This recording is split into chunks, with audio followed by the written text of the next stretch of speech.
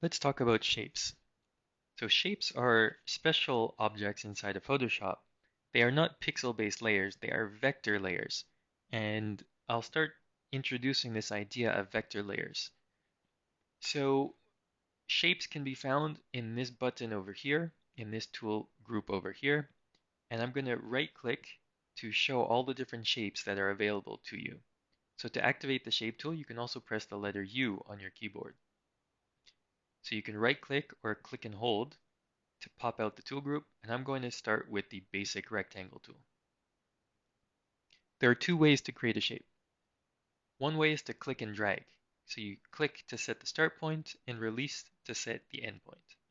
Photoshop is showing you the dimensions right near your mouse. Right now I'm at 311 by 201. Just a nice little feature showing you the size of the shape. And when you release, you might have noticed a new layer is created. So this shape tool, every time you create a shape, a new layer will be created in the Layers panel. And notice there's a little icon in the bottom right corner of this layer. This is indicating that it's a vector layer. Okay, so we won't talk too much about it right now, but just keep in mind there's a big difference between vector layers and pixel layers. The second way to create a shape is to click. So if I just click, I could type in my dimensions in this dialog window that pops up. I'm working in pixels. That was the way I created the document. So px is put by default, and that's indicating pixels. So you might wonder, how is it getting the color? Well, it's matching the foreground color, and it's actually using the shape tool options on top. So up here we have options to change the fill color, the stroke color. So this is hard to see because right now Photoshop is telling me this is the active layer. So the blue active layer indicator is actually covering the stroke. So let's go ahead and use this option just beside it, just for now, to make the stroke bigger. So you can click on this little arrow to pop up the slider and then slowly drag the slider. If you go too fast, whoop, you see what happened? My stroke became so big that it just completely blocked out the fill. So be careful with that. Keep it to a reasonable size. And now you can see the stroke color.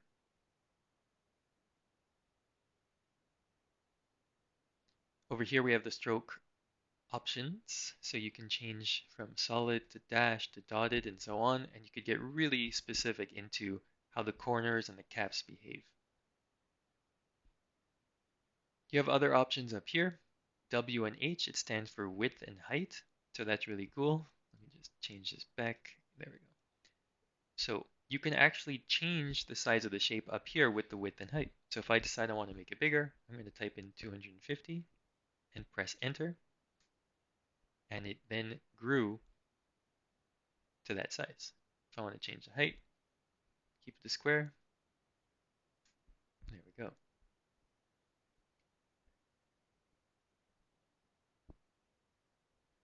So that's the basics of the shape tool.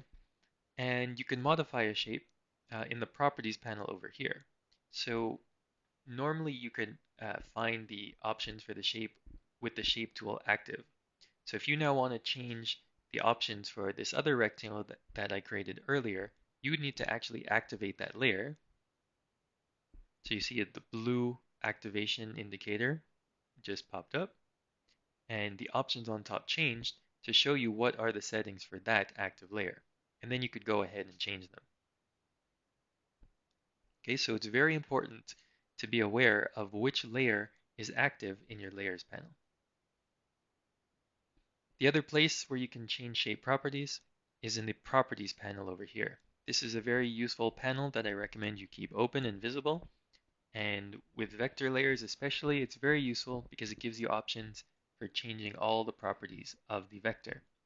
So this is telling you why vectors are actually pretty cool things. With pixel-based layers, with the brush tool, you need to manually do everything. You want to make a new stroke, you need to go with the mouse and create that new stroke. With vectors, you can actually change properties of the vector object. So vector layers are these little objects inside of Photoshop with their own behaviors and their own characteristics. So the rectangle shape offers you these possibilities. And you see things for the width and height. You can move its position around. You can, that's with the X and Y over here. So if I want to move it, you can type in new values, which is pretty cool. All the properties from before are over here about the fill color, stroke, and so on. And then you have this nifty little one here for rounded corners. So if you want to change this to have rounded corners, little softer edges, you can put a value in here, let's say 10 pixels, and you see the edges of my rectangle changed.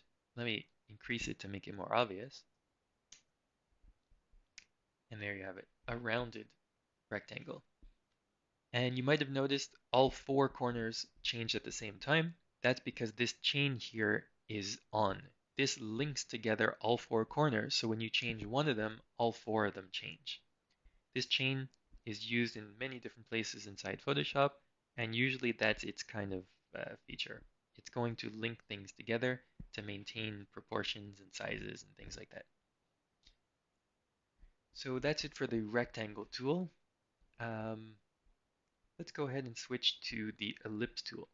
So the ellipse tool is used to make rounded shapes and circles. So let's have a look at that. So with the circle, with the ellipse, you click and drag to create your shape, and that's wonderful. But what if you want to create a perfect circle? So it would be very hard by mouse and eye to do this perfectly. So what we have to do to make this work better is use a keyboard modifier. And it gets a little tricky, so please take note of this. So first you click and drag, then you hold the shift button. Okay, so this is a very easy way to create circles. Click and drag, hold shift, and then you can release. People often have the tendency, if they want to make shapes really quickly, they just keep that shift button down, but that does something very different. Notice when you hold the shift button down, you see the icon of the mouse changes and it has this little plus next to it. So what this means is when you create your shape, it's going to add it to the existing layer. So if I go ahead and create a bunch of different shapes now, you see how they're combining into the same layer? There was no new layer created. Instead, I'm adding the shape to the current layer.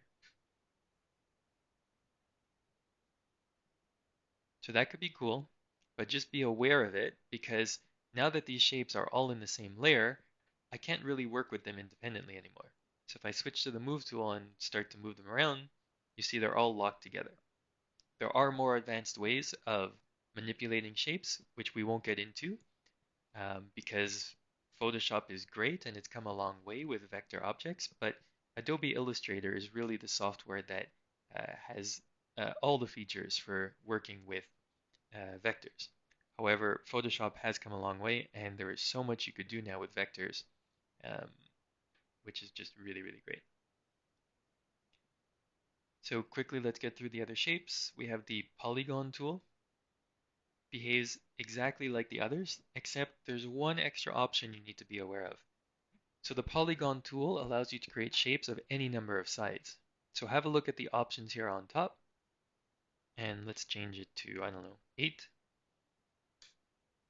And now, when I click and drag, I'm creating a polygon with 8 sides. So you can use this to create triangles by putting 3 sides. There you go. So there's no triangle tool because you need to access it through the polygon tool. And then there's the line tool, which I won't cover in this video, and there's the custom shape tool. So this is interesting because you also have an extra option up here at the top, and you're able to choose different shapes. Woohoo, trees. Okay. Um, and I can't find the arrow anymore, but it used to be here. I wonder what happened to it. So Photoshop is constantly updating and these things are changing, but that's the basics of the shape tool.